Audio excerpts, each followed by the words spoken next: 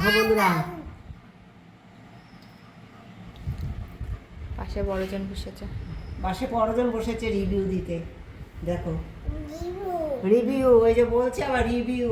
বুঝতে পারছো তোমরা কোন জায়গায় দাঁড়িয়েছে আমাদের পরিস্থিতি? সোনা বাকি একবার খেয়ে দেখো, সকলকে অনুরোধ করলাম বন্ধুরা। দারুণ টেস্ট হয়, দারুণ দারুণ হয়েছে। এই পুদিনা এক্কারি, এই গরম কি গরম পড়েছে বলো বন্ধুরা, এই গরমে একবার তৈরি করে খেয়েও দারুণ লাগবে খেতে। একটু টক দিয়ে দেবে, জাস্ট জমে যাবে। চলে এসেছি দারুণ একটা রেসিপি করতে তোমাদের সঙ্গে। ডিম তো অনেক রকম রান্না করে খেয়েছো, কিন্তু আজকে করবো আমি কি জানো তো? তোমরা অবশ্যই টাইটেল দেখে বুঝতে পারছো। পুদিনা পাতা দিয়ে করব আমি ডিমের কারি।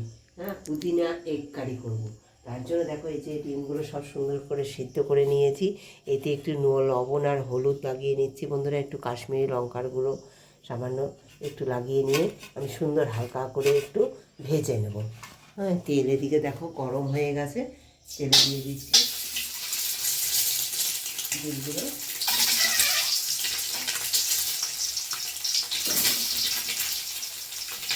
যে পুদিনা পাতা সুন্দর নিয়ে নিয়েছি, পুদিনা পাতা সামান্য একটু ধনে পাতা, এই দিয়ে হবে। আর আমি দেখো কোনো গরম মশলা ইউজ করব না, দারুণ সুস্বাদু হবে, হেলদি হবে, এত ভালো লাগবে। দেখো তেল নিয়ে নিয়েছি কড়াইতে, ডিমগুলো দেখো সুন্দর ভেজে নিয়েছি হালকা লাল লাল করে।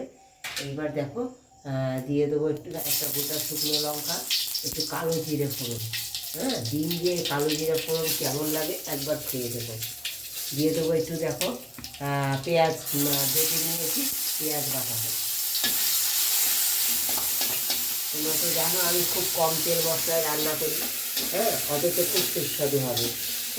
তুমি একবার খেয়ে দেখো এরকমভাবে রান্না করে। তোমরা তোমাদের ইচ্ছে অনুযায়ী যতটা বেশি ডিম নেবে ততটা বেশি মশলা নেবে। কিন্তু মশলা যে কম বেশি দিলেই যে সবসময় স্বাদ হবে না। তোমাদের তেলের পরিমাণ অনুসারে মশলা সবসময় ইউজ করবে, তাহলে দেখবে রান্নাটা অনেক সুস্বাদু হবে। অল্প তেল মশলায় রান্নাটা অনেক ভালো লাগবে। দেখো পেঁয়াজটা সুন্দর একটু কাঁচা গন্ধ চলে গেছে। এবার দিয়ে দেবো টমেটোটা।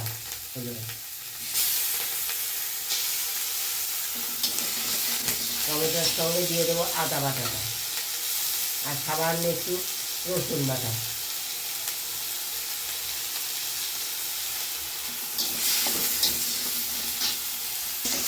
এবার দেখো একটু নেড়ে চেড়ে নিলাম। এবার দিয়ে দেবো আমি একটুখানি জল। কেন জল দিচ্ছি বলো তো? আমি মশলা কষাবার আগেই আমি জল দিয়ে দিলাম।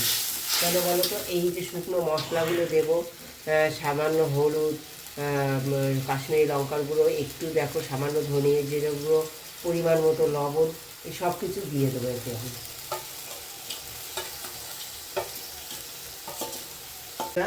আমি কিছুটা আলু নিয়েছি, আলুটা কিন্তু ভাজিনি, যেহেতু একটা হেলদি রেসিপি করব আমি খুব বেশি ভাজবো না সব কিছু।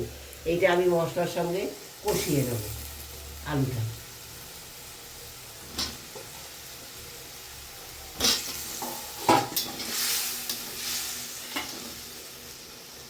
যেহেতু আমি পুদিনা এগ কারি করবো, তাই দেখো খানিকটা পুদিনা পাতা আমি একটু বেটে নিচ্ছি, একটুখানি ধনে পাতা।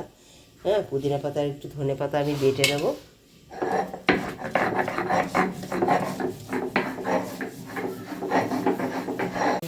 এই একটু আমি দেখো তেঁতুলের কাজ করে তৈরি করে নিয়েছি, যেহেতু পুদিনা এগ করবো, তাতে একটুখানি তেঁতুলের জল দিলে কাজ দিলে খুব ভালো লাগবে খেতে। আমি সামান্য করে একটু দিয়ে দিচ্ছি, তোমরা যতটা খেতে চাও ততটা পরিমাণ দেবে।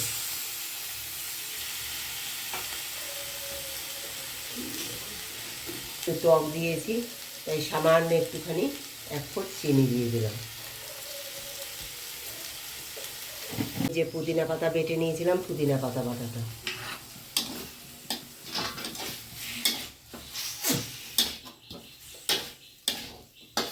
এবার দিয়ে দেবো আমি কি বলতো গরম জল।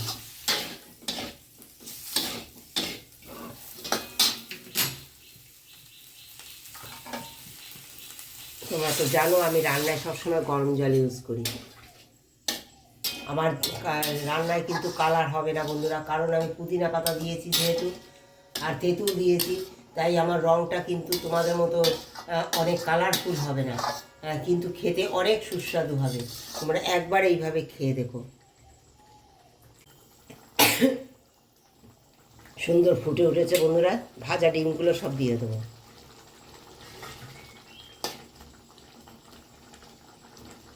দেখো বন্ধুরা, সুন্দর তৈরি হয়ে গেছে। হ্যাঁ, একটু ফুটিয়ে নিয়েছি 2 মিনিট, একদম তৈরি হয়ে গেছে। তোমরা তোমাদের মতো করে তেল মশলা অবশ্যই ইউজ করতে পারো। অনেক বেশি তেল খেতে চাইলে আরও তেল দিতে পারো, মশলা দিতে পারো, কিন্তু তাতে হয়তো তোমাদের মুখে অনেক বেশি ভালো লাগতে পারে, কিন্তু সেটা হেলদি রেসিপি হবে না। তাই আমি, যদি তোমরা হেলদি রেসিপি করতে চাও এইভাবে একবার ট্রাই করো, আশা করি তোমাদের খুব ভালো লাগবে। নামাবার আগে দিয়ে দেবো অল্প পুদিনা পাতা, আমি আবার যেহেতু এটা পুদিনা এগ কারি, অল্প সামান্য ধনে পাতা দিয়ে দেবো বন্ধুরা।